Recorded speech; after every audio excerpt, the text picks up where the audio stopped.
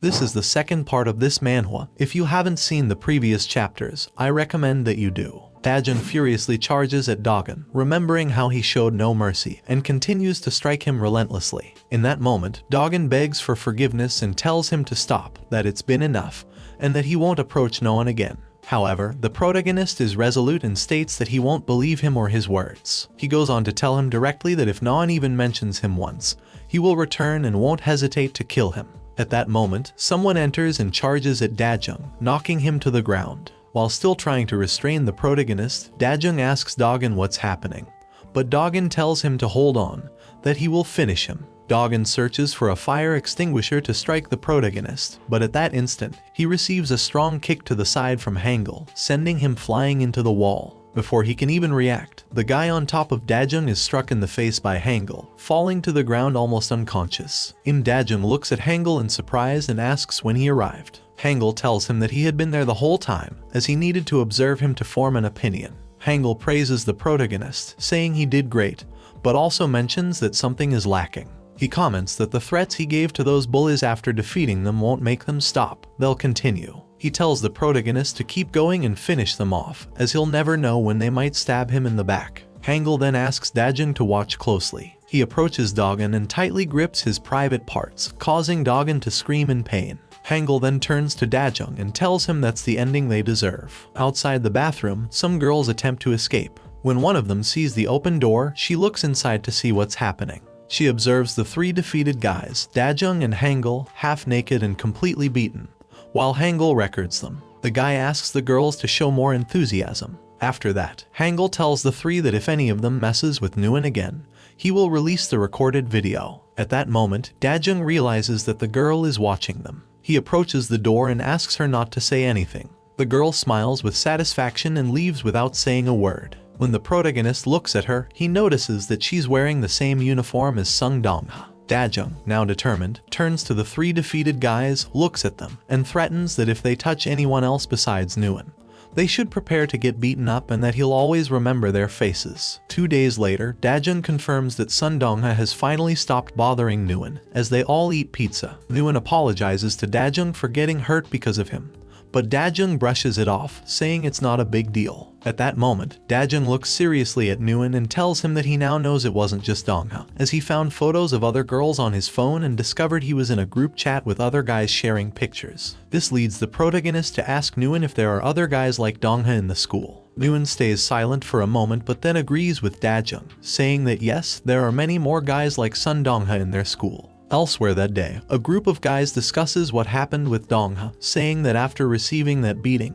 he's become a coward. One of the guys present tries to intimidate the girl who saw Dajung fighting with Donghua in the bathroom, asking her if she'll tell them who did it since she was there that day. The girl, although scared, doesn't tell them anything, believing that even though she might get hurt, she won't betray them. One of the guys loses patience and lunges at her, grabbing her hair to hit her. Just before he does, Hangul suddenly appears, grabbing the guy's arm and stopping him. The guy who was about to hit the girl asks who he is, but Hangul tells him he's just a rambunctious teenager who's really hungry. The guy loses patience, tries to intimidate him, but Hangul continues to mock him, asking for help in a joking manner. When the guy is about to hit Hangul, Dajung appears and delivers a swift blow to the guy's face, sending him flying. At that moment, Hangul looks at the protagonist and tells him that those guys over there will be his practice dolls and that they're all his. The other guy gets annoyed by Hangul's words and immediately attacks Dajung mercilessly, telling him not to underestimate them. However, the protagonist remains unfazed, changes his stance, dodges the attack, and immediately counterattacks. The guy whom Dajung hit first gets up and tries to go after him,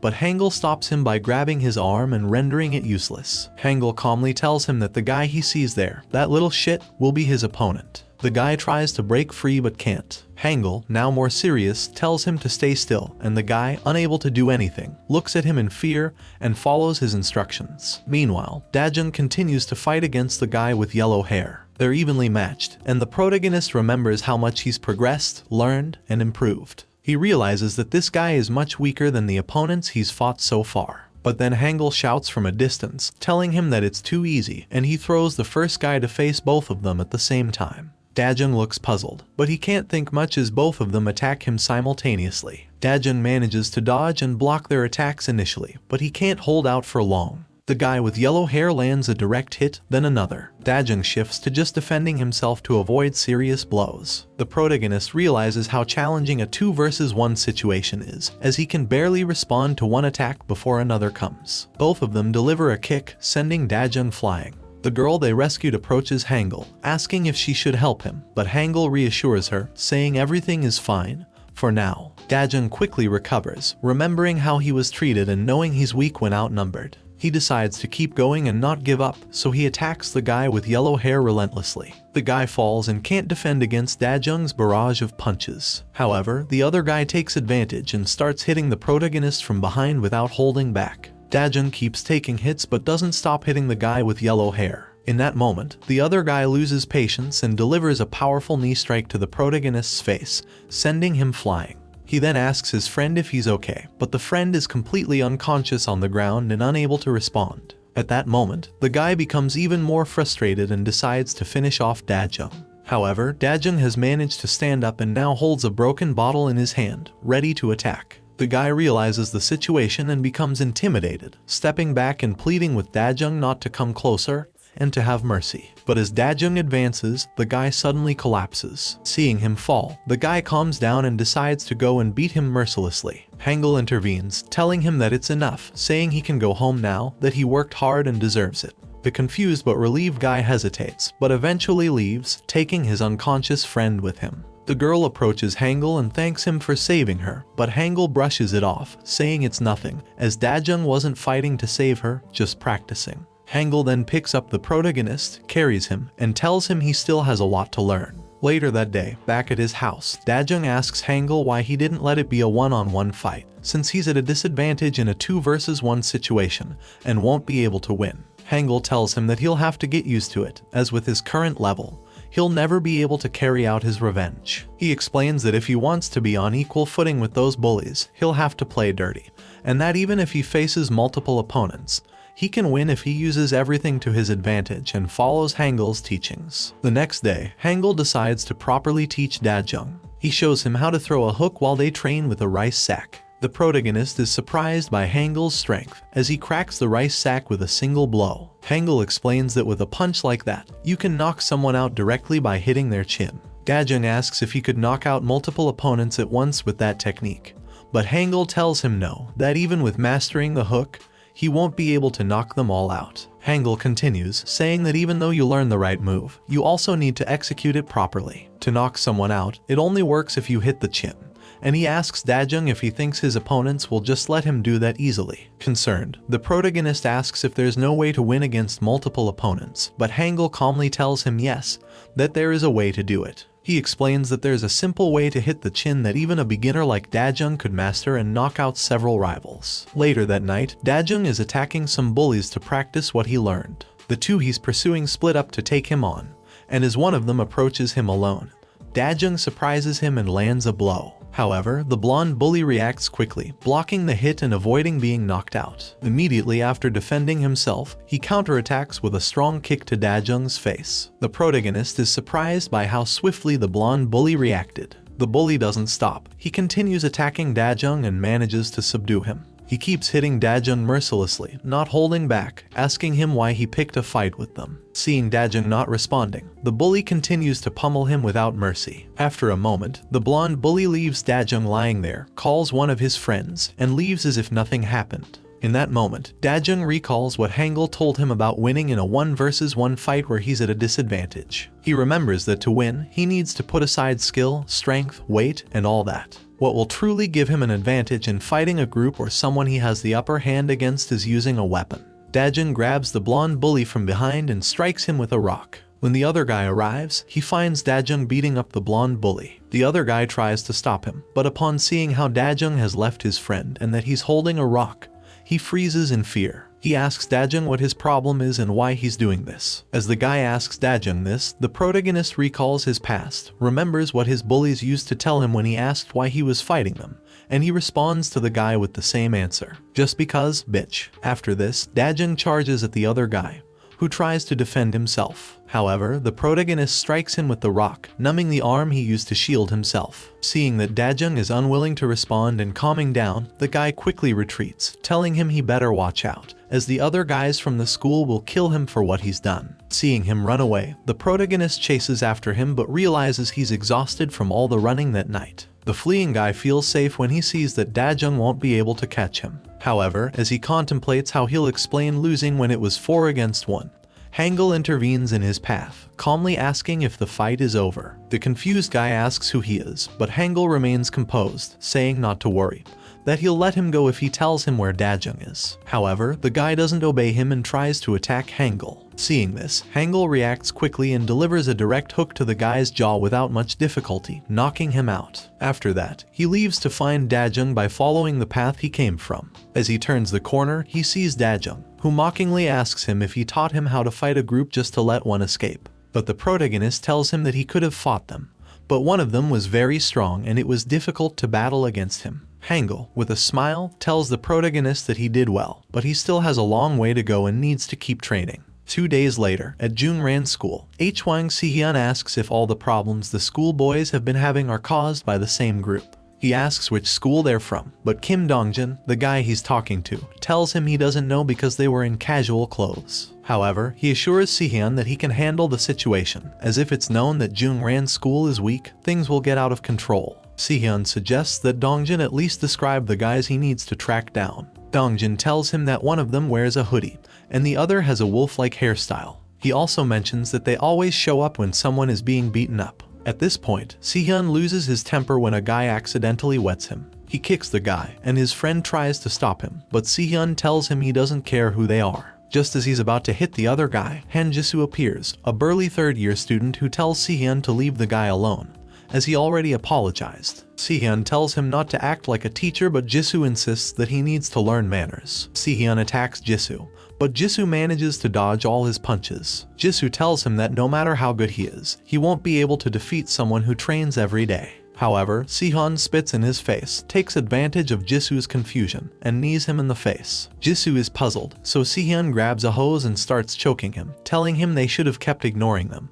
Otherwise, he'll end up beaten by a lower-class student like him. Then, Sihyun slams Jisoo to the ground, leaving him unconscious and bloody from the beating. Sihyun then looks at the other 2 guys and tells them to follow him, promising to do the same to them as he did to Jisoo. Later that night, Dajung is on a date with Nguyen, reminiscing about how they couldn't properly go on a date before due to Donghwa's interference. He thinks about what they should do while struggling to contain his happiness. However, he notices a group of guys from Jungran School beating someone up. He wonders what he should do, as Hangul is also not around. He reflects on the situation, recalling that in the past, no one helped him when he was being beaten. He tries to convince himself otherwise, but memories of his past and the way he was bullied lead him to take action. He apologizes to Nguyen, saying he needs to go to the bathroom and will be back soon. Dajun approaches the 2 guys from behind and punches one of them without holding back, knocking him out cold. Immediately after the first punch, he goes for the other guy, but right before hitting him, he notices fear in his face. Seeing both guys lying on the ground, he wonders if they were really the bad guys. The guy who was being beaten thanks Dajung, explaining that both of them are from his school and are really malicious. Dajung tells him he needs to leave now, but the guy keeps talking, praising Dajung's fighting skills and asking if he wants to fight him. Dajung is confused by this and asks what he means, but the mysterious guy grabs him by the hood and tells him he knows what he means. He takes off his glasses, revealing himself as Sihyun. With a sinister smile, Sihyun tells Dajung that if he's the one who's been lurking around their school, they should fight. The protagonist looks at him and, not knowing who he is, realizes he can't intimidate him. He tries to break free, but Sihyun kicks him hard in the stomach. Dajung falls to the ground, almost out of breath, and asks if Sihyun is there to seek revenge for what he did to the Jungran scum. Sihyun takes off his jacket, revealing his muscles, and tells Dajung that yes, it's revenge, as the guys he beat up asked him to beat him down. He also confesses that he doesn't care about them at all. He's mad at Dajung because it seems like he thinks they're a bunch of cowards. Sihyun decides to attack Dajung relentlessly. As Dajung analyzes his situation, he sees he's at a disadvantage but believes he has a chance. He tries to land a hit, but Sihyun dodges it and delivers a powerful punch to his face, showcasing his impressive reach. Dajung attempts to hit him, but his punches can't reach him, while all of Sihyun's strikes connect with him.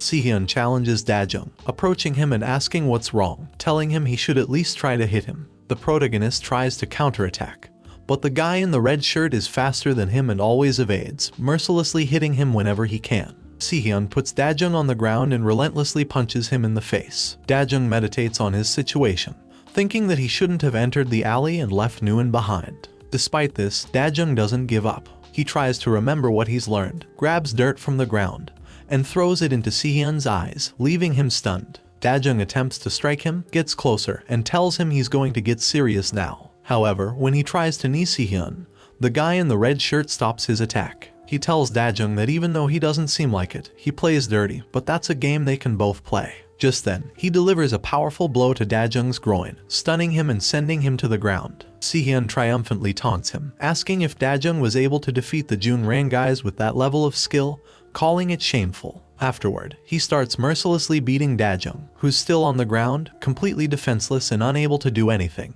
While being beaten, Dajung wonders what he should do but realizes he can't think of a way to defeat the guy. A moment later, Nguyen wonders why Dajung is taking so long and decides to go look for him. As she goes down the alley he entered, she sees him on the ground, battered and in pain. Later that same day, both of them are in a park, and Nguyen asks if he's in a lot of pain. The protagonist downplays it, saying he's okay. Nguyen looks at him with concern and asks if he's been fighting with other guys from Jungran school after defeating donghua, wondering if that was the special lesson Hangul was talking about. Dajung confirms this, and Nguyen keeps asking him why he's doing it, telling him that if he continues, something terrible might happen to him. She asks him if he would be willing to stop. The protagonist reflects on what Nguyen says and replies, admitting that she's right. He confesses that he's someone who lost everything in life, blaming it all on the bullies from his previous school. He shares that those bullies, who took everything from him, were still happy as if nothing had happened. He tells her he feels suffocated, and his mind goes blank when he tries to remember those days. He doesn't have the will to keep living if he continues to feel like a loser. He reveals that the fight he's in is a fight for survival. Dajung tries to tell her that even if she tries to stop him, he won't give up. However, Nguyen, convinced by what he said, tells him she won't try to stop him. She tells him it's his life, and he can do whatever he wants with it. She confesses that she also wants to see those guys suffer, asking him to punish them for her. She adds that she knows if he continues, he will definitely become stronger. She tells him not to blame himself for losing once, and that what's important is to get back up. The protagonist is relieved after hearing Nguyen's words. She then asks him what he plans to do after getting his revenge. He confesses that he hadn't thought about it, that he really doesn't know. Nguyen asks if he would then be willing to take over her family's pizzeria. They both joke about it, and after a while of being in silence, Dajung, with a smile on his face, thanks Nguyen for all her support. Later that same night, Dajung returns home, and Hangul tells him he looks like a mess and that he should only fight when he's with him. The protagonist tells Hangul that he thinks it's over as the guy he lost to took a picture of him. He believes he's been exposed and also mentions that the guy was directly looking for him. He says that now all the Jungran High guys will come after him. Upon hearing this, Ha Sungbin wonders what they should do. But Deob tells him it's easy. If someone messes with a member of their family, they'll destroy them completely. The redhead adds that it's been a while since he fought high school students. Before he can continue speaking, Hangul says they shouldn't interfere. He states that if Dajung is a part of the Hangul family, he's fully capable of handling a school. He tells Dajung that with the change of plans, he needs to step up and conquer Jungran High. He says it will be fun to see a loser dominate a school. Dajung is surprised by Hangul's words and asks if he's serious. Hangul confirms it, saying that's his new task now. The protagonist tells him he just got beaten up and is now being asked to take over a whole school. Unfazed, Hangul asks him if he's really saying he can't do it, suggesting that if that's the case, his revenge isn't that important to him. He continues, saying that there will come a point when he'll be able to fully control his school, and that he should easily get revenge on those who bullied him. The protagonist tries to make excuses, but Hangul asks him how long he plans to be a coward, stating that it's time to finally get rid of his loser side. Dajung, determined, tells Hangul that he's okay with it, that he accepts and will do it, but he genuinely asks Hangul how he's supposed to dominate the school. The next day, the blonde guy whom Dajung defeated in the past talks to the other guy whom the protagonist also punched, asking him if he saw the picture of the hooded guy who defeated them. Seeing the other guy's confusion, he shows him that they were defeated by Sihyun. They continue talking, and the blonde guy says that now that his face is exposed, he won't be able to walk the streets peacefully anymore. The other guy says that he could have beaten him if it weren't for the guy with the wolf haircut, mentioning that if he ever catches him, he'll finish him off. At that moment, Dajung reveals himself behind them and asks what he will do to defeat him. Surprised by his arrival, the protagonist attacks both of them, directly hitting the long-haired guy and knocking him out with a single blow. Upon seeing this, the blonde guy tries to go after Dajung, but he delivers a direct hit to the blonde guy's face, leaving him stunned. The blonde guy backs off and asks Dajung what he wants, but Dajung, unfazed, says he wants to dominate Jungran High. The blonde guy looks at him perplexed, but the protagonist stares at him threateningly, asking him who is the leader of the school, remembering that Hangul told him that to dominate Jungran, he must defeat the strongest of them all. The blonde guy resists and says he won't say anything, but Dajung grabs him by the collar of his shirt and threatens him, asking if he remembers how he beat him the last time, and if he wants to experience it again. The guy finally gives in and tells him that the leader of Jungran is Ha-iltek. The protagonist asks what kind of person he is, but the blonde guy confesses that he doesn't know much about him, that he's someone who doesn't usually attend school, but everyone fears him because of his immense strength. Dajung continues and asks if there are others besides him. The blonde guy shows him a photo, saying there are 2 others apart from him. He shows Dajung a picture of Hwang Si-hyun, the guy who defeated him, and Kim Dongjun. He tells him that both of them are famous for their high-level fighting skills since middle school. He mentions that when they became first-year students, no one could defeat them, not even the upperclassmen. He tells Dajung that these 2 are the ones who dominate Jungran High when Iltek isn't around. He says there are others, but none compare to these 3. Dajung lets the guy go. But as he leaves, he asks him why he gave away that information so easily. The guy calmly tells him that even though he knows all of that now, he won't be able to win, no matter how hard he tries. In response, Dajung approaches him and tells him that if he really thinks he can't beat them, he should give him their numbers so he can show him how leadership changes in a school. Later that day, Dajung reflects on what he said to the blonde guy and wonders if he'll be able to achieve what he mentioned. Hangul arrives and asks him why he looks so down. Dajung remembers his fight against Si-hyun and asks Hangul if he really has a chance to defeat him. Hangul looks at him and punches him to make him snap out of it. Dajung asks why he did that, and Hangul tells him he shouldn't be a coward. He reminds them that none of them are professional fighters, that all fights are the same, and if he knows how to compensate for the reach difference, he can easily defeat Si-hyun. The protagonist asks if there's a way to do that, and Hangul says yes, but it's something Gaeung will teach him. A few days later, Si-hyun receives a message from an unknown number. The message includes a photo of the long-haired guy defeated and knocked out, along with an address challenging him to a 1 versus 1 fight. Without hesitation, Si-hyun grabs his motorcycle and heads straight to the location mentioned in the message. While on his way, Si-hyun remembers that the blonde guy who warned him about Dajung mentioned that he was coming after him, that he was seeking to defeat him to dominate Jungran High. Upon reaching the location, Si-hyun starts shouting that he's arrived and that his opponent should come out because he's going to destroy him. He calls the number that messaged him and follows the sound, but when he arrives, he sees a phone on the ground. Just then, Dajung surprises him from behind and lands a blow, but at the last moment, Si-hyun manages to defend himself, asking him what he'll do now that he's blocked his trump card. Dajung remembers what Hangul told him, that when facing someone with long limbs like Si-hyun, he shouldn't let him create distance from the start. To achieve this, he must throw a threatening punch, whether or not it gets blocked. The important thing is to deliver that threat first. The goal is to target the exposed lower body once he's raised his guard, and then he can knock him down. By positioning himself correctly, Si-hyun's long limbs won't matter and the fight can be ended. Dajung picks up the phone from the ground and fiercely strikes Si-hyun, who is now on the ground and only able to defend himself. Elsewhere, the blonde guy who warned Si-hyun about Dajung tells Dongjun that the reason Dajung suddenly disappeared might be because of the hooded guy from last time. He says he knows perfectly well that Si-hyun is strong, but he's afraid of what might happen if he's ambushed or attacked by a group.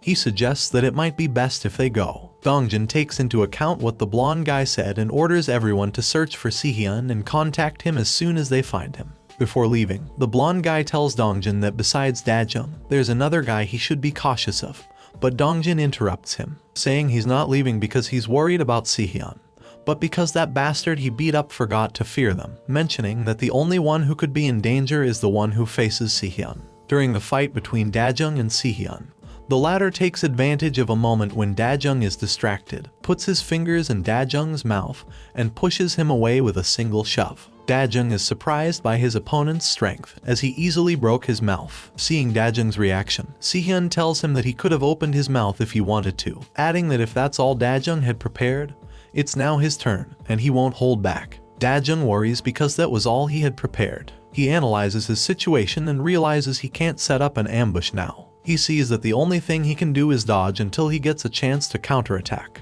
However, Sihyun anticipates his intentions. When Dajun tries to distance himself, Sihyun delivers a powerful kick to his face. The protagonist wonders how Sihyun is so fast. He tries to block and dodge, but he can't fully avoid the attack. Analyzing his situation, he realizes that if he can't find a way to counterattack, he'll soon die slowly and painfully as Sihyun keeps hitting him. The guy in the red shirt looks at him and challenges him, saying that if it's true that he'll dominate the school, he should come after him without holding back. The protagonist attempts once again to knock down Sihyun, but he defends himself by grabbing Dajun by the neck. However, at that moment, the protagonist lands a strong knee strike to Sihyun's groin and then grabs his face, throwing him away just as Sihyun did to him. In the distance, Hangul observes the situation, mentally acknowledging Dajung's skill and his remarkable ability to adapt to different situations. Sihyun on the ground can't bear the pain from the blow to his groin. As he wonders if it's broken, he tries to think of the best way to buy time to recover. At that moment, Dajun moves to kick him while he's still on the ground,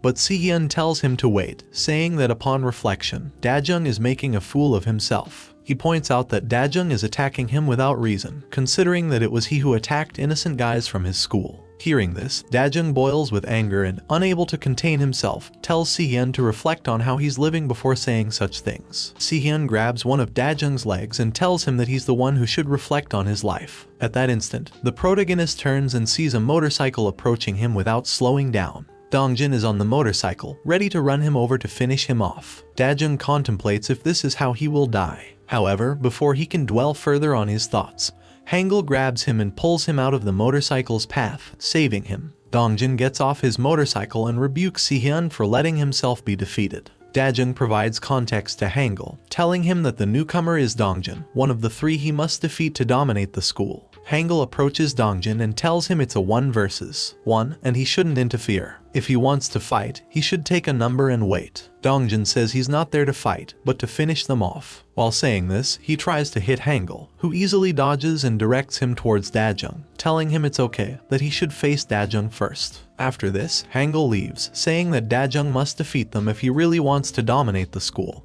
and get revenge for the time they defeated him in a 2 versus 1 fight. Dongjin tries to follow Hangul, but Dajun delivers a powerful blow to his face when he's off guard, making it clear that he'll fight against him. However, the blow isn't as effective as Dajun hoped, as Dongjin immediately responds by kicking Dajun in the face. The protagonist falls to the ground easily, telling him that if he wants a 2 versus 1 fight, he'll get it, asking him how someone like him could leave Sihyun in that state, someone with such weak punches as him. Still dazed, Dajun is surprised as he put all his strength into that attack and is astonished to hear that his punch was weak. Sihyun, furious, arrives, saying that he only let his guard down. But Dongjin doesn't pay attention to him and asks the protagonist why he wants to take over their school. He questions whether Dajun has issues with his peers, adding that he doesn't know why he's doing this, but he's aware that they've done many terrible things to earn people's hatred. Dajun can't contain his rage and tells him that if he knows they've done so many bad things, he shouldn't be surprised by what he's doing. The protagonist attacks Dongjin and lands a direct blow to his face. However, Dongjin remains unfazed, grabbing Dajun by the face and telling him that he saw what was in the chat room, asking if he liked what he saw. The protagonist bites Dongjin's hand and then tells him he's not a degenerate like him. Annoyed, Dongjin kicks him, but Dajun manages to protect himself from the blow. At that moment, Sihyun attacks him from behind, but just as the protagonist evades, Dongjin delivers another kick to his face, creating an opening for Sihyun to hit him in the face once again. Dajun manages to defend against the other hits, but he can't break free. He thinks that if things continue like this, his situation won't be much different from his previous 2 versus 1 fight, in which he almost lost. He reflects on his situation and considers that Hangul might be indirectly telling him to forget about the school. The 2 guys mock the protagonist, saying it's impossible for someone without skill like him to dominate the school. But Dajun asks them if they always walk around talking and pretending to be strong. Then he attacks them. Sihyun, annoyed, tries to hit him, but Dajun evades both of them and runs away. He reflects, realizing that if he wants to win, he'll have to come up with a strategy to gain an advantage. At that moment, Si-hyun grabs him by the shoulder, and Daejung uses that moment to turn around and deliver a direct uppercut to Si-hyun's jaw. Upon being hit, Si-hyun goes flying. Dongjin sees him fall and asks him what he's doing. However, in that small moment of distraction, Daejung attacks him and delivers a flying kick directly to his chest. Hangul watches from a distance, surprised by Daejung's ability to mimic moves but intently realizing that while useful, it will take more to defeat Dongjin since he's very strong. Dongjin easily defends against the protagonist's kick and then feints to knock him down. As soon as he touches the ground, Dongjin kicks him to subdue him and finish him off. Dongjin reflects on Dongjin's strength and skill, thinking that he should run to find a new opportunity to counterattack. However, at that moment, Si-hyun grabs him from behind and immobilizes him. While holding him, Si-hyun tells him that if the situation annoys him, he should call his friend. While Si-hyun pins the protagonist, Dongjin takes the opportunity to mercilessly attack him. He kicks him, hits him in the face without holding back, telling him that if he's going to complain during a street fight, he shouldn't be getting involved in them in the first place. Daejung thinks about the strategies Hangul taught him, realizing that although effective, they're useless against these opponents. He thinks about the unfairness of the situation. Their strength, numbers, and conditions are unjust. However, he also remembers Hangul's words that no one will be kind enough to fight you fairly. He recalls being told that if he wanted revenge and justice, he needed to gain the necessary power. Yet, almost giving up in his current situation, he thinks that achieving something like that is only possible for geniuses like Hangul. But far from giving up, he decides to use a last resort. He headbutts Si-hyun, then charges at Dongjin, pushing him and using a jump to take him into the water of the nearby lake, where he tries to drown him. He thinks that as long as both are underwater, neither of them will be able to breathe, and thus, the fight will finally be fair, as it boils down to who will die first. Outside the water, Si-hyun, annoyed by the blow to his nose, threatens to kill Daejung when Dongjin drags him out of the water. But in that moment, he realizes that the one emerging from the water isn't Dongjin, but Daejung. Surprised by Daejung's arrival, Si-hyun can't react in time to the blow Daejung delivers to his jaw. Struck directly, he falls unconscious to the ground. After this, the protagonist falls, exhausted from the fight, lying on the ground. Hangul approaches him and tells him he did great. He mentions that now, after what he's achieved, wherever he goes, no one will humiliate him. However, he warns that it's not over yet, as there's still one more person at Jungran High he must defeat. Hangul tells him that after defeating that person, he'll have to control the school, as otherwise, he'll be a constant target. As they walk away from the scene, Daejung looks at a bunch of unconscious guys on the ground and motorcycles scattered everywhere. He realizes that Hangul managed to take care of the rest of Si-hyun and Dongjin's companions on his own, leaving him to face these two without reinforcements. One of the guys Hangul defeated, barely conscious, realizes that Daejung managed to defeat Si-hyun and Dongjin. He decides to call Iltak to finally deal with Daejung once and for all. A few hours later, defeated and regaining consciousness, they start to contemplate their situation. Si-hyun asks Dongjin why he let himself lose, but Dongjin tells him he only let his guard down.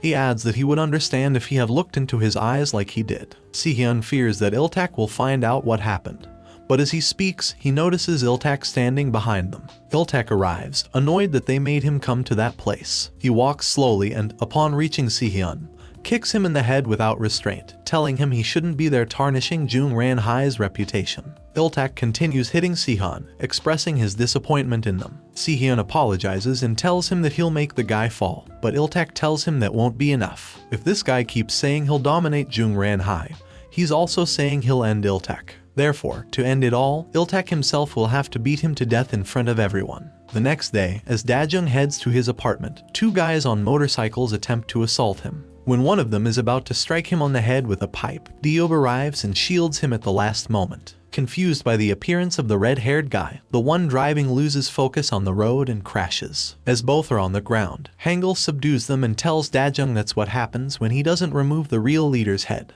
He tells him he needs to quickly finish any fight he starts to prevent things like that from happening. He emphasizes that he must always do this because if he forgets something so basic in a street fight, he'll end up paying a high price later. Daejung takes the phone from one of the guys and calls Iltak directly. When he answers, Daejung immediately tells him not to waste any more time and challenges him to face him and end it all. Daejung tells him that if he wants to fight him, he should send his useless lackeys to catch him. The protagonist challenges Iltak to a 1 versus 1 fight. Iltak laughs and asks for his name. The protagonist introduces himself, saying that'll be the name of the person who will take control of Jungran High. Intrigued, Iltak agrees, saying he accepts the challenge and suggesting the protagonist go alone if he's so sure of winning. A short while later, the protagonist arrives where Iltak is. He asks his henchmen about Iltak, but they see him and call him stupid for actually coming alone. He charges at Dajung, ready to hit him treacherously with a bladed weapon.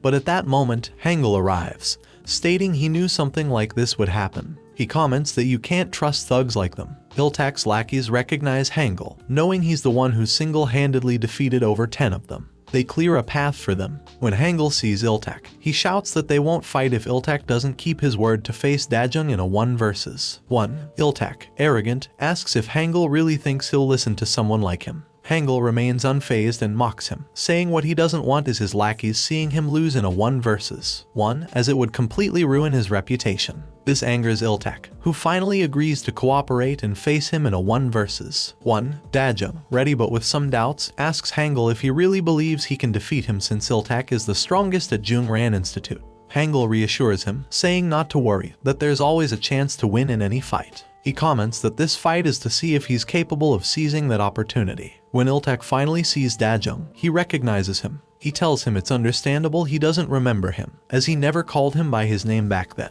He refers to him by his old nickname Loser Jun. At that moment, Dajung recalls his past, remembers Iltak and how he used to mock him at his previous school. He recalls the hatred he feels. Furious, he calmly tells Hangul there's no need to worry, as he'll end Iltak, no matter if he dies in the attempt. Iltak talks to Dajung, saying he hasn't heard from him in a while. He recalls the time Dajung got expelled for pressuring Lee Doyan, saying he'll make him feel like the old times again. He implies that despite any changes, it won't take long. Dajung, lost in his thoughts and memories, realizes he's trembling. He remembers how he's always been like that since he first saw and crossed paths with Iltak. He remembers how Iltak used to bully and overpower him, how he was used as a human ashtray, and mercilessly beaten after being burned. He recalls feeling powerless and how little he could do back then. Iltak's taunts and belittlement in front of others, claiming his expression was that of a crying baby, echo in his mind. The protagonist admits to himself that he still fears Iltak, but because of that fear, he won't hesitate or lose to him again. Dajung attacks, but Iltak defends himself and immediately counterattacks. Dajung tries to defend, but Iltak moves swiftly, delivering a strong kick to his face and then grabbing his hoodie to bring him closer and strike his face. Dajung quickly breaks free and attempts to counterattack, but Iltak easily evades his moves. Iltak mocks him and asks if he remembers the days when he was a human ashtray for him. Just as Iltak goes to attack, Dajung anticipates his move, tries to grab his leg, but Iltak changes its trajectory, hitting Dajung's neck directly. As Dajung lies on the ground, Iltak continues to mock him, saying he thought he had changed, but he's still a nerd. While they watch, Gaeung asks Hangul if it's really a good idea to let Dajung fight against Iltak, as it's clear he's very skilled. However, it's Diob who responds, saying they can still see a bit more. He recalls how he always saw Dajung training tirelessly, never missing a day, no matter how exhausted he became. Even when Diob told him to rest, he persisted. Diob mentions he can see it in Dajung's eyes when he fights. He can tell Dajung is desperate to achieve his revenge. He comments that if Dajung can't win, he won't be able to move forward. The protagonist manages to get up and charges at Iltak, grabbing him. Iltak defends himself by elbowing him in the side, but the protagonist doesn't stop until he knocks him down. Once on the ground, the protagonist tries to hit him, but Iltak immediately defends himself. Despite the anger of being knocked down, Iltak decides to go all out against Dajung. He kicks him off and immediately gets up, charging at him, saying that just because he managed to land a couple of hits, he shouldn't get excited. Iltak tries to kick the protagonist, but he narrowly evades it, grabs his leg, and takes him down again to strike him. Iltak's lackeys watch in astonishment, realizing that Dajung is stronger than they thought. On the ground, Iltak reflects on his situation, seeing how he's being humiliated in front of everyone. He remembers a time when his mere presence used to dominate Dajung. Irritated by the look in Dajung's eyes, he tells him to change that expression while gripping and twisting his hands. Lost in his thoughts, Dajung recalls a conversation with Diob during training.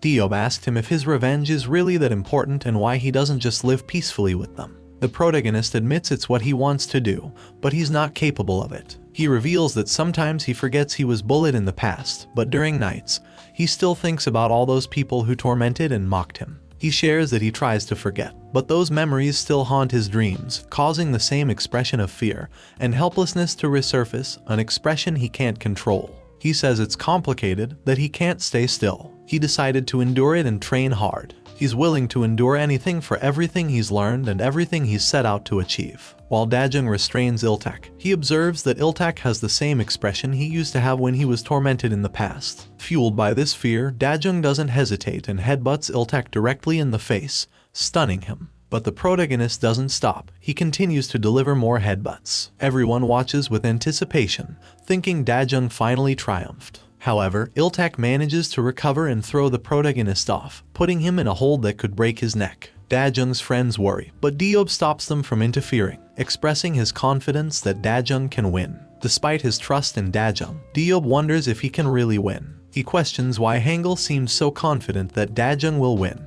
In that moment, Iltak grabs the protagonist and tries to break his arm, taunting him about his confidence. But Dajung easily escapes the hold with a flip, seizing the advantage. As Dajung's friends watch, Gang tells Hangul that he taught Dajung well and should have told him that he could win on his own. Hangul responds that he never said that. The protagonist frees himself, gets up, kicks Iltak in the face, and pins him down, striking his face repeatedly without mercy. Iltak's lackeys witness the situation and realize he might lose. One of them kicks Dajung, but without hesitation, Dajung's friends charge at them to defend him. A chaotic battle unfolds as everyone fights. 1, 2, even 4 guys go up against Dajung, who can only defend himself. But just when they have him cornered, one of the guys is sent flying by a powerful kick. It's Iltak himself, revealing his anger. He questions who gave them the right to interfere, asking if they considered that he might lose. He warns them to stay put, threatening to finish the fight with his own hands and not hesitating to deal with them if they get involved. Facing Dajung, Iltak acknowledges his improved skills,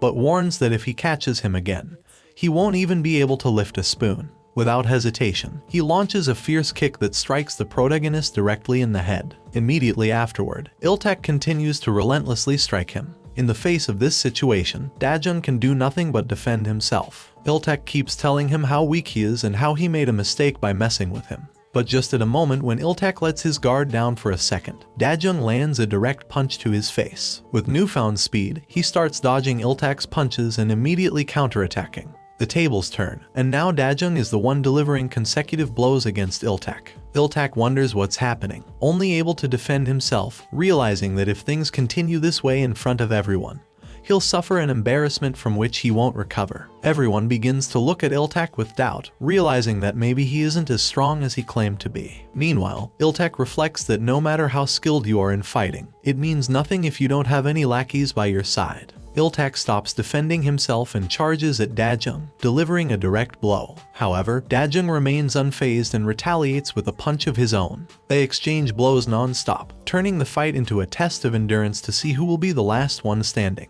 Seeing how the fight is progressing, Kim Teek, surprised, asks Hangul what he did to make Dajung become so strong. Hangul responds that he didn't do anything, he merely taught him the basic concepts. Dajung fights this way because he learned it instinctively. He learned to step correctly, to close his fists, but he also learned to implement everything he learned in the most effective way possible. Hangul explains that when he first saw Dajung, he wasn't sure if he had a talent for fighting, as he had never fought before and didn't know his potential or what he was capable of. Dajung keeps fighting, encouraging himself to keep going, to win, and not to give up. He tries to think of a way to win, and just at that moment, Iltak approaches to strike him. However, this attack gives Dajung the opening he was looking for. He easily dodges Iltak's punch and lands a direct, solid blow to his face, leaving him dazed. The protagonist doesn't stop there. Iltak is left completely vulnerable as he watches the former nerd who tormented him beat him up. Dajung delivers blow after blow without relenting. Iltak tries to resist but can't, eventually succumbing and falling to the ground, with Dajung victoriously standing over him. Dajung surveys the situation, looks at his trembling hands, and reflects on what just happened. He realizes that he has ended one of the bullies who tormented him back in school with his own hands. Iltak's lackeys can't believe what they've just witnessed. One of them suggests they attack to turn the situation around since they outnumber Dajung. However, one of them looks at Hangul, and he tells them that if they're confident about attacking, they should realize that Dajung just defeated all of them. He describes Dajung as a baby but a psychopath, whispering to the protagonist that he needs to act tough now to avoid being belittled. The protagonist follows Hangel's advice and starts proclaiming that they are all beneath Iltek. He projects strength and looks at them fiercely, challenging them to fight him if they want to lose their teeth. Many look at him fearfully and claim there's no need to fight now that Iltek lost, so they flee without a second thought. Dajeng expresses his exhaustion, and Hangul comments that it's good. He shouldn't worry about being bothered again. Hangul tells Dajeng that he possibly won because Iltek still saw him as the loser he used to be. He notes that Dajeng is likely emotionally shaken, as the person he underestimated just defeated him. Hangul suggests that if Dajeng had gone all out from the beginning, he wouldn't have had a chance, but he reassures Dajeng not to worry and congratulates him on his victory. The protagonist contemplates what happened and, with a small satisfied smile, thanks Hangul. After some time passes since the fight with Iltek, things calm down significantly at Jungran High. There's a breath of fresh air. An autonomous committee for preventing school violence is formed, consisting of the same students who were victims of the gangs. Additionally, Dajeng provided all the evidence he found against the bullies, leading to most of them being suspended and the main figures of the gangs being expelled from school. Other cases of extortion and aggression were also uncovered. Due to the severity of their actions, Dongjin and Sihyun couldn't avoid juvenile detention. Although Iltek escaped, his whereabouts remain unknown since his defeat against Dajeng. Jungranhai has become a peaceful place since it all ended, and now peace reigns. Nguyen thanks Dajeng for what he did. Her father comes to pick her up, remarking that he's never seen her smile so much and that he's very happy for her. Dajeng admires how well everything has turned out after winning his fight. One night, Diob decides to celebrate Dajeng's victory over Iltek.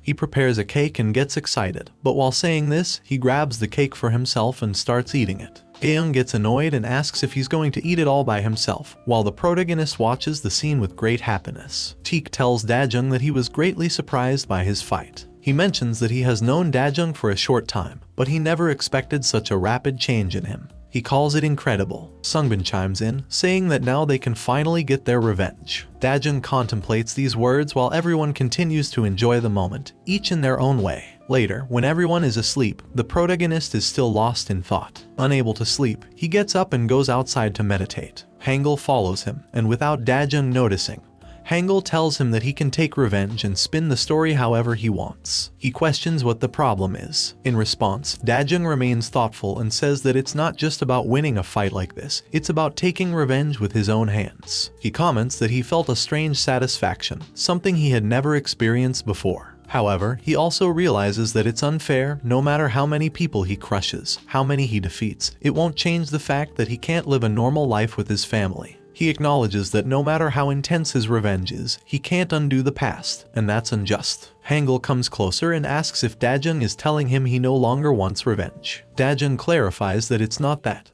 He still wants to get back at the bullies from Woojin High. Hearing this, Hangul asks why he's acting so arrogant, questioning whether Dajeng is done with his revenge. Hangul wonders if Dajeng was afraid that they wouldn't keep living together after revenge. Dajeng tells Hangul not to mock him, but Hangul reassures him not to worry and that he'll make their tough street life enjoyable. He tells Dajeng to trust him. The protagonist smiles and calms down after Hangul's words. Hangul adds that maybe he's gotten a bit sentimental and suggests that Dajeng might want to read a comic. Dajeng says it's not necessary. Meanwhile, Diob, sitting at a distance, listens to both of them without them noticing. The next day, Diob asks Dajeng what he's planning to do. Dajeng responds that he's going to work. The redhead tells him it won't be necessary, and that he told Nguyen he'll be taking the day off. Dajeng is confused, so Diob clarifies that he shouldn't misinterpret it and should follow him. As they leave the apartment with the other guys, Diob says that today is their day to have fun. Gaeung, a bit annoyed, scolds him for trying to force her to take occasional breaks. Diob tells her that she's been working hard and deserves it. He adds that there's no way to escape, as they have to live like a united family. Everyone goes to a karaoke to have fun.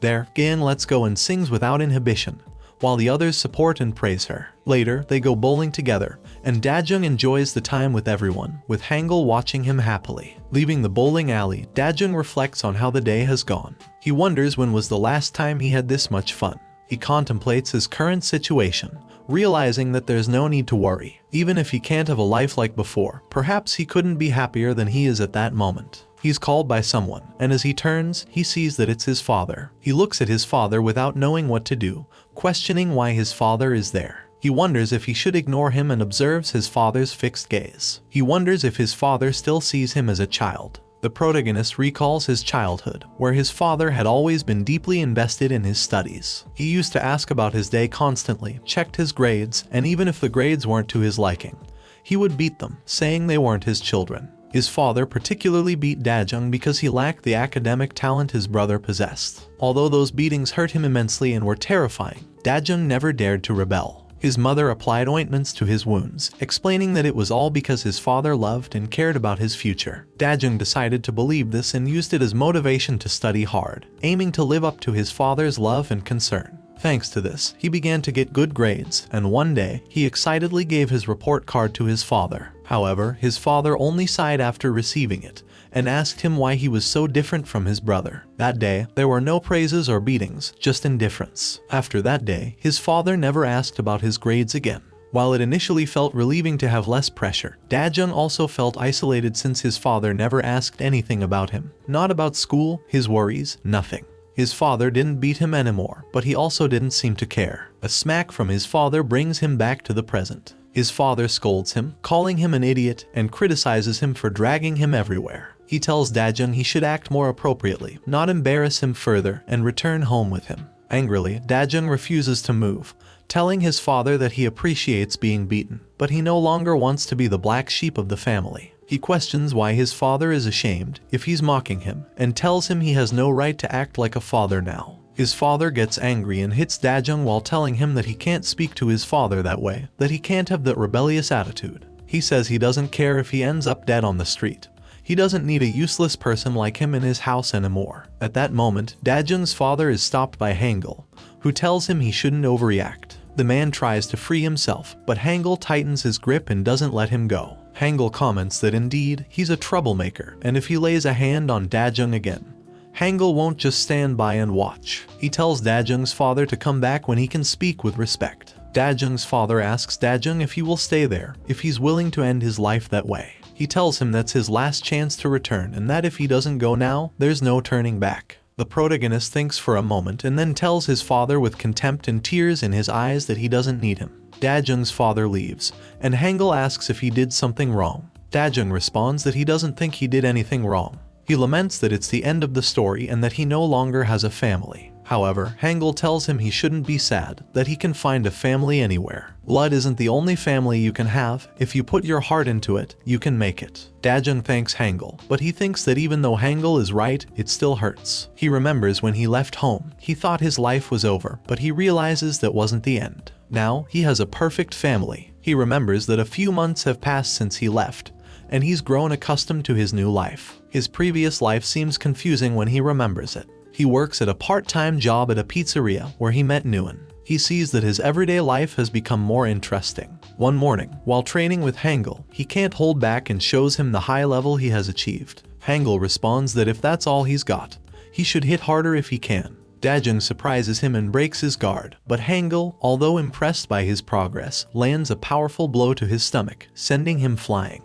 Hangul tells him he's improved a lot since last time and suggests that maybe they should start their revenge now. One of Dajung's bullies, Doyan, recalls how he used to harass and mock him. He specifically remembers the day when Dajung stood up to him, faced him, and pushed him aside to clear his path. But the bully fell onto the street just as a truck passed by. Some guys talk about how surprised they are by Dajung's recovery. They never thought he'd be discharged so soon. They wonder if he'll have any lasting effects. At that moment, Doyan arrives and asks why it's just the two of them and where the others are. The guy with short hair tells him that he and many others were beaten by Dajung and that they all want revenge. However, recently, an anti-violence committee was formed at school, so they need to be patient if they want to get back at him. Doyan gets angry at this comment, claiming he's the victim and that they can't ask him to be patient. He grabs one of the guys and scolds them, telling them to shut up. He threatens to go kill Dajung, but the guy manages to free himself from Doyan's grip and tells him to calm down. However, as he frees himself, Doyan falls to the ground, and they both look at him, wondering what he can do with his messed up legs. Frustrated on the ground, Doyan asks what the problem is if his legs are messed up. He questions if they'll help him and scolds them for never visiting him in the hospital. Both guys tell him to calm down. He leaves, saying he doesn't need them and that he'll take care of Dajung on his own. As he walks away, one of the guys tells him to calm down and reminds him of what happened to his legs. He points out that he won't be able to do anything in his current state. He asks if Doyeon at least knows where Im Dajung is. On the same day, elsewhere, Dajung visits Nguyen. She's surprised by his visit and asks why he's there. He replies that at work, the boss asked him to bring an umbrella. Nguyen thanks him but also questions why Hangul is behind him. He responds with a smile that Hangul came along to get some free pizzas from her. Nguyen tells him, as everyone heads home, that he should stop putting things on her tab given the poor state of business. Hangul insists he'll pay her back someday, so she shouldn't worry about it. In the distance, Doyeon watches as his anger grows, seeing how well things are going for Im Dajung. He recalls what the guys told him, that after being expelled from school, Dajung was seen at Jungran High. Doyeon says that's Iltak's territory and that he'll call him for help.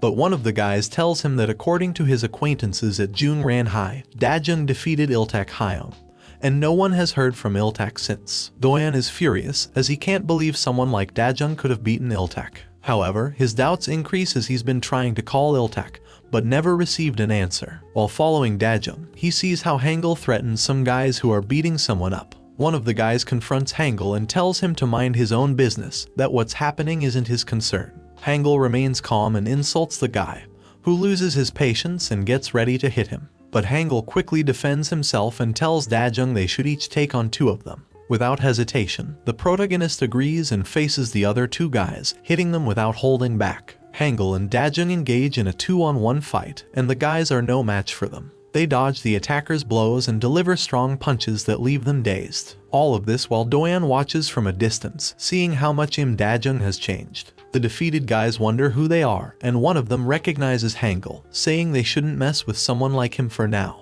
They all run away. Hangul is disappointed by this and asks Dajung if guys like them are easy opponents. Dajung enthusiastically responds with a yes, eager to test his newfound level. Nguyen looks at the man on the ground and asks if he's okay. Hangul tells him that if he lives around there, he should be careful not to pick fights, as he should know how dangerous that area is. The man tells them he didn't start the fight. Those guys began hitting him right after confirming his identity. He suspects that someone from his own circle instigated something like that. Hangul analyzes what the man tells him, recognizing that modus operandi. He wonders if those he's thinking of will really come back. In the distance, Doyeon watches how Dajung has become strong, now more certain that Dajung might have defeated someone like Iltak. He realizes that his current body won't be able to withstand even a single blow from Dajung, and at that moment, he realizes he's trembling at the thought of facing Dajung. He remembers how he used to humiliate Dajung at school, how he used to control him. He realizes he wants to give up, as he won't be able to defeat this Dajung. But just then, a guy taps him on the shoulder and asks him what that gesture meant, if he's insulting them. Doyeon, unfazed, asks who they are, and the guy in the gray sweater punches him in the face, telling him they're thugs. They intimidate Doyeon and demand his wallet. He wonders if trash like them is really intimidating him, Lee Doyeon from Woojin High School. So, he decides to act and hits them mercilessly. The guy in the pink sweater wonders why he's fighting back. Someone like him isn't their match. Both of them attack Doyeon, hitting him mercilessly. Doyeon, lying on the ground, pleads for them to let him go. But the guy in the gray sweater asks if he really thinks they'll let him go just because he's asking. He tells Doyeon he needs to obey them now if he wants to leave. They demand that he eat the ice cream that fell on the ground so he can go. Doyeon refuses, but the guy in the pink sweater grabs his head, trying to force him to do it. As this happens, Doyeon recalls his past, remembers how he used to intimidate Dajung, and blames him for what's happening to him now. If he hadn't pushed him, none of this would be happening. He wonders if he'll have to spend his whole life being a coward, living the way Dajung used to live. Just then, one of the bullies falls to the ground from a punch. Then the guy in the pink sweater gets hit and falls unconscious. Doyeon wonders what's happening but hears Dajung's voice asking if he's okay. Doyeon recalls his past, a past he doesn't even want to remember. He remembers being an obese and lonely kid who was often mocked. He always kept his gaze low so as not to annoy anyone. But one day, he decided to use his fists to fight back, and everything changed. He saw a new perspective opening up before his eyes, saw how he enjoyed hitting and dominating others as they used to do to him. Since then, he never let anyone disrespect him again. He acknowledges that's how it should be but realizes he doesn't want to see the contemptuous look Dajung might give him. While still on the ground, he thinks about how to leave without revealing his identity. He gets up, wants to run away, but his legs won't let him due to his injuries. Dajung tells him not to worry, that he'll help him, but this only angers Doyeon more. He takes advantage of the rain that's starting to fall and walks away since it's all he can do for now, fearing that Dajung might chase him. Hangul looks at him and says they should leave. That guy seems not to need their help. Dajung hesitates but decides to go. Doyan keeps walking and realizes that Dajung isn't following him. This calms him down. He thinks to himself that he'll just gather a few guys to deal with Dajung later. But for that, he needs to stop thinking of him as a miserable person. Just then, someone appears behind Doyan and asks if he's okay, covering him with an umbrella. He realizes it's Dajung, who's determined to help him. Shocked, he can't move and wonders what Dajung is doing. He questions if Dajung is making fun of him and rejects his help, continuing to walk away. The protagonist stays behind, suggesting that at least Doyan accept the umbrella so he doesn't get wet. However, Doyan doesn't stop and keeps walking, asking him to please just stay away from him. Dajung can barely hear him as he whispered and the rain was loud, but he instinctively recognized that voice as an unpleasant memory he always tried to forget. He could identify Doyan's voice in those simple words. The protagonist thought about what he could have done, but he decided to let it go, perhaps due to the rain or the people accompanying him. He recalls the day he accidentally threw Doyan and deeply regrets what happened. Doyan continues walking, annoyed with Dajung but lost in his thoughts. He steps wrong and falls to the ground. While lying on the ground, he reflects on his condition, thinking that most likely this will be his life from now on. He believes he'll only make a fool of himself again, feel embarrassed, and return to the life he escaped from. Faced with this perspective, Doyan contemplates suicide. He positions himself on a bridge, ready to jump, thinking it would have been better if he never woke up, saying he wants to go back to sleep and never wake up again. At home, Hangul asks Dajung, based on their last sparring and the fights he's had, if he has far surpassed the requirements. He officially announces that his combat training is over. He congratulates him for all the hard work and encourages him to keep going. The protagonist can't contain his tears of happiness, and the others congratulate him as well. Hangul gives him a gift for completing his training, and the others also congratulate him. Kim Teek comments that the situation reminds him of the past, and Gaeung asks if he went through something similar. Then Deob tells the protagonist that now all that's left is to go to Woojin High School. The protagonist looks at him and asks if he'll go with him. Deob tells him it's his problem and that there's no need for him to accompany him. But Deob says he's now a member of the Hangul family and won't go alone. He assures the protagonist that they won't interfere, but if he ever has a problem, he just needs to signal them, and they'll help him. Dajung is happy to hear this, reflecting on how much his life has changed. He realizes that the reason his life has improved so much is thanks to them. He's not alone anymore. Now he only needs to deal with his past to move forward to his future. The protagonist thanks everyone and tells them he'll soon set the date, thinking to himself that it will mark the beginning of his new life. At the same time, somewhere else, Doyan continues lamenting his situation, contemplating whether he should jump from the bridge or not. But just as he's about to do it, he sees that Iltak is calling him. When he answers, he hears Iltak's voice asking why he was looking for him so urgently right after waking up. Even before Doyan can respond, Iltak tells him he believes he knows why he's seeking him. Doyan loses his patience and shouts, asking why it took him so long to respond, telling him he knows all the crap that Dajung put him through. But Iltak, provoking him, says that Loser has changed a lot and that in his current condition,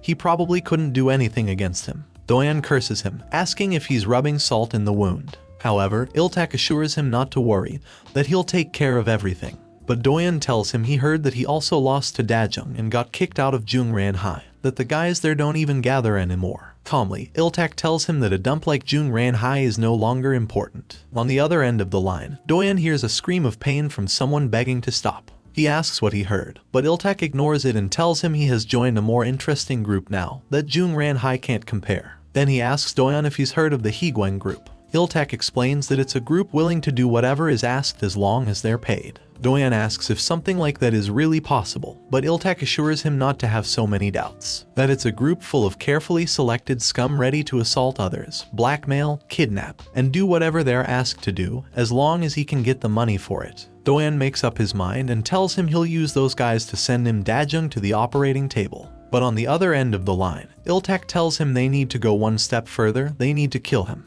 Elsewhere, a group of guys runs and separates to search for someone. A bit farther from them, a guy with a red cap runs scared, wondering how everything ended up like this, pondering what he should do now. The next morning, Dajung walks, realizing he has some free time before going to work. Since combat training ended, things have been more relaxed for him. He recalls his challenging training and how he managed to endure it because he had people who helped him through it, especially thinking of Nguyen, who was always there for him. He thinks about getting closer to Nguyen after his revenge but realizes there's still something bothering him.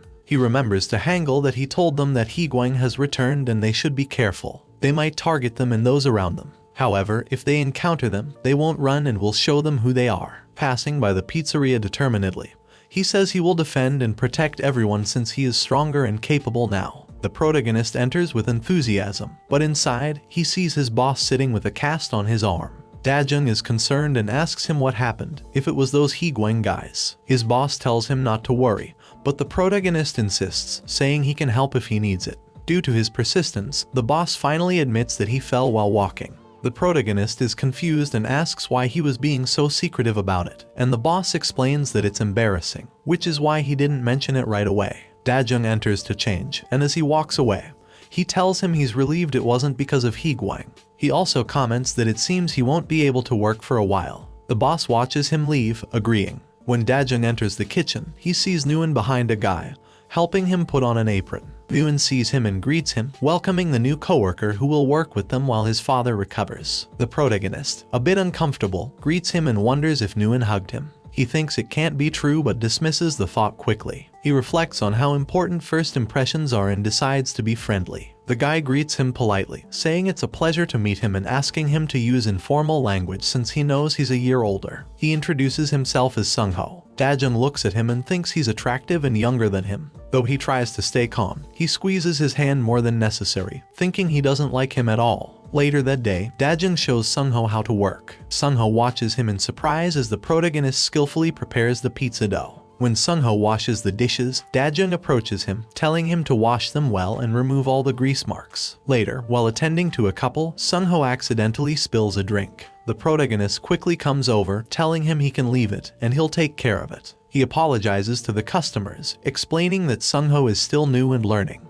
Dajun then looks at Sung-ho to see how he reacts to the skills of an experienced worker. He notices Nguyen approaching Sung-ho and comforting him, telling him not to worry and that if he works hard, he'll become as good as Dajun. This sparks a bit of jealousy in the protagonist. Shortly after, Sung-ho asks Dajun if he would like to join him to smoke. The protagonist, who doesn't smoke, decides to go with him to appear tough. Outside the store, Sung-ho tells him how incredible he is, praising his hard work. Dajun blushes, saying it's not that impressive. But as Sung-ho talks, he tells him he needs to improve quickly. The protagonist realizes Sung-ho is struggling, but he analyzes that it's expected since he's still young. Only 16 years old, the same age as his younger sister, Yim Jeon. Dajun adopts a kinder attitude and asks why he's working at such a young age. Sung-ho answers that he needs the money. Dajun asks about it, and Sung-ho reveals he's thinking of running away from home. He explains that there have been many problems with his family at home and at school. Hearing this, Dajun connects with his words as he went through the same thing. He feels ashamed for feeling jealous of him. In response, the protagonist confesses that he also ran away from home. Sung-ho is surprised by this, while Dajun continues, telling him he might have his reasons, but he shouldn't take the matter lightly. Escaping doesn't necessarily mean being free. You never know what could happen since the streets are dangerous. Sung-ho looks at him seriously and says that in that case, running away wouldn't be the best option. Dajun tells him he has also faced situations that aren't entirely under his control, but he honestly can't say if it's a good option. He tells Sung-ho that maybe he can't do much for him, but if he has questions about the life of a runaway, he can ask him whenever he wants. Hearing this, Sung-ho genuinely smiles. Dajun then takes on a slightly sarcastic and arrogant tone, saying that if he can tolerate what he's going through, maybe it's best not to run away. They continue chatting, and the protagonist tells him to trust him, that he'll help him whenever he needs it. The next day, Dajun arrives and sees that Sung-ho has learned to work the dough perfectly, at the same level as him. Everyone is surprised by his skill. Shortly after, Sung-ho shows the protagonist that he has washed everything as he was taught, which also surprises Dajun. As Sung-ho attends to customers, he does a great job, and many customers are charmed by his attractiveness. As they watch his performance, Nguyen's father says he's happy because he knows how to choose the right person. Nguyen comments that their sales have increased a lot thanks to Sung-ho. From a distance, the protagonist thinks worriedly that he wanted Sung-ho to improve, and he shouldn't be jealous of someone like him. He forces himself to think that it's a relief that Sung-ho has adapted so quickly. Nguyen approaches Sung-ho and congratulates him on doing very well, considering it's only been a day. He jokingly suggests that Sung-ho should take it a bit more calmly. Upon hearing this, Dajun loses control and runs out of the pizzeria. Nguyen asks where he's going, and embarrassed, Dajun says he's going to smoke. However, Nguyen, confused, tells him that he doesn't smoke, while Sungho also looks at him puzzled from behind. Outside the establishment, embarrassed by what happened and his reaction, Dajung thinks about how unfair the situation is, wondering how Sungho can perform so well so quickly. Lost in his thoughts, a guy with a red cap grabs him by the shoulder and desperately asks if he can hide somewhere. He tells Dajung that he's in trouble if they catch him. The protagonist looks around and sees some bullies who are searching for the guy with the cap, but they take a different path. The guy thanks Dajung for saving him, and Dajung asks him why they were chasing him. However, he doesn't respond. Confused, Dajung comments on how there's a world that normal people don't know about. The guy thanks him again for helping and promises to return the favor. He tells Dajung that if he ever needs help, he can call him. The guy reveals that he knows Dajung and assures him that no one will mess with him because he's a member of a famous organization. Dajung assumes it's related to Hangul Fam. But the guy with the cap asks if he's ever heard of Hangul Fam, saying that they're the organization that ended and destroyed Chun Ki-woong of Higuang. He explains that it's understandable that normal people like Dajung wouldn't know about it, but he still appreciates Dajung's help and offers assistance if needed. The protagonist listens to him, noticing how the guy takes advantage of his reputation to show off. Instead of revealing his identity, Dajung tells him it's fine and mentions that he must be quite strong if he's part of Hangul Fam. He also seizes the opportunity to ask who's chasing him. The guy explains that Higuang is chasing him, but as they speak, the bullies arrive. They confront the guy with the cap, asking if he really thought he could escape from them. They start beating and kicking him when he falls to the ground. One of the bullies approaches Dajung and asks if he knows the guy with the cap. Dajung replies that he doesn't. Then, he's asked if he's really part of Hangul Fam, to which the bully confirms, advising Dajung to leave if he wants to avoid trouble. Hearing this, Dajung delivers a strong punch to the bully's face, leaving him dazed. Confused, the guy with the cap asks why the bully is lying about being a part of Hangul Fam. At this point, Dajung gets into a defensive stance and warns all of them that they should stop abusing Hangul Fam's name, ready to take on the Higuang members. And that's how the second part of this manhwa ends. If you have reached this part of the video, let me tell you that you have been one of the few people to make it here. So comment the word revenge in the comments. Remember to subscribe to not miss any videos. With that said, see you in the next video.